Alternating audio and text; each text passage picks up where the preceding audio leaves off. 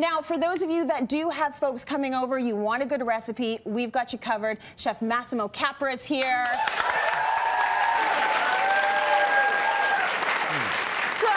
You are going to make for us pork tenderloin with cranberries, which I think is great because the cranberries just scream holiday season. Absolutely. They look so festive and delicious, you know what I mean? All you need is something green over there and then you have a Christmas tree. And stand it up and... they smell good too. Yeah.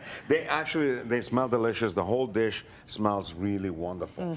And it's not something that I normally do, pork tenderloin, but you know, listen, when you have a piece of meat like this, it takes very little time to cook. Takes very little effort to get it done. Okay, this I see it in every store, in every market. So, I mean, in terms of seasoning, a little bit of salt. I think it's also an easy cut of meat to work with. Absolutely. Like I would work with a pork tenderloin. We all know I'm a disaster. I can handle that. Hercules tightened this one. Use the mustard. Yeah, I know, right? Just can't. Anyway, a little salt and pepper. It doesn't take very much effort at all. Salt and pepper, and in my case here, I'm taking some juniper berries. Oh, nice. And just spreading them on, just to give it a little bit of extra flavor. So you can make them a lot. Yeah, you can make them a lot thinner. It's not a problem. But a little frying pan, small amount of oil.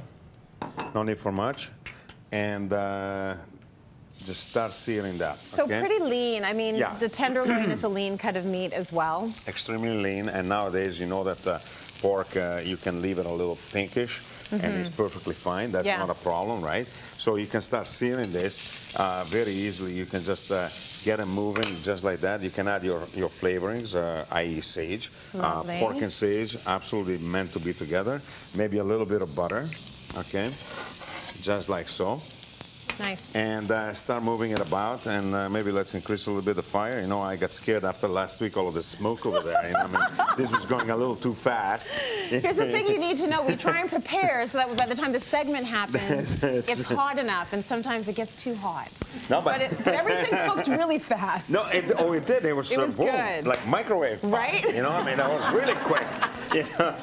Anyway, so we sear it on all sides, right? And now what we have to do is we have to add in, because it's a nice chunk of meat, right? If I was doing like tenderloin medallions, which is also a possibility, it's not a problem, that would be a totally different thing. That would have to cook the medallions, take them out, and add the onions. In this case, I'm adding my onions in because I want the onions to be nice and caramelized. And when you caramelize the onions, you know that you get a lot of sweet flavor out of it. Now, fresh cranberry, yes, but I want to augment the flavor a little bit with dry cranberries, okay? Cool. So I'm going to put a little dry cranberries and a little fresh cranberry.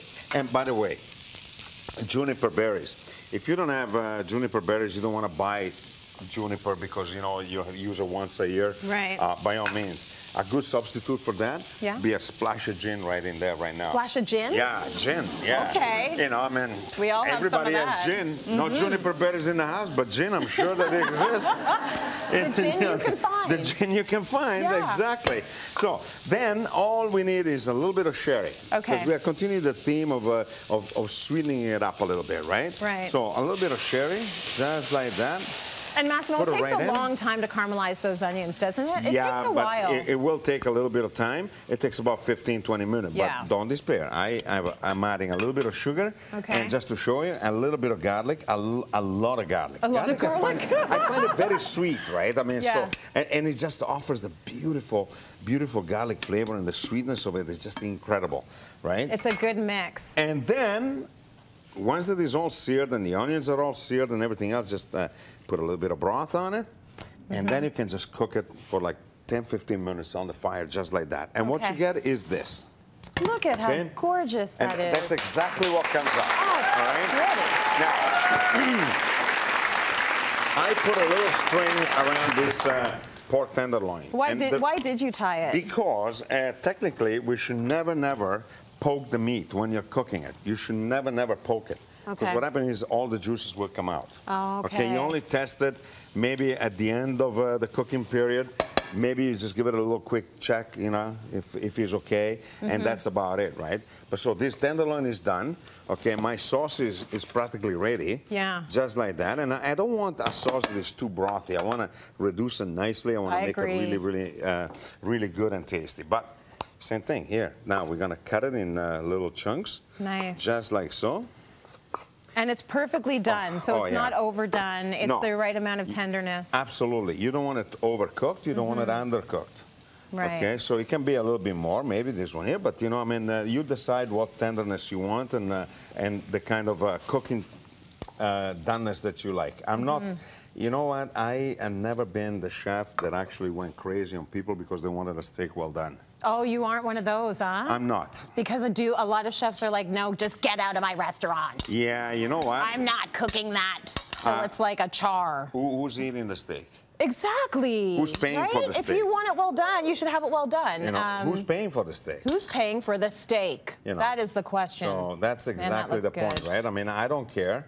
I'm sure that, you know what, if I do my part right, the steak can be good, even though it might be overcooked. Yeah. So, I mean, I don't have a problem with that. Okay, but good. anyway, all we need is that, and then just pick your garnish, pick your vegetables, pick whatever vegetables you like. And in this case, I mean, broccoli, a little multicolored cauliflower, a little romanesco. It's like a rainbow. It's beautiful. You have to. That's it. Yeah, it's nice. And then a little bit of the diced squash. Yeah. Because you have to have squash at this time of the year. Yeah, why not use it, Why not, right?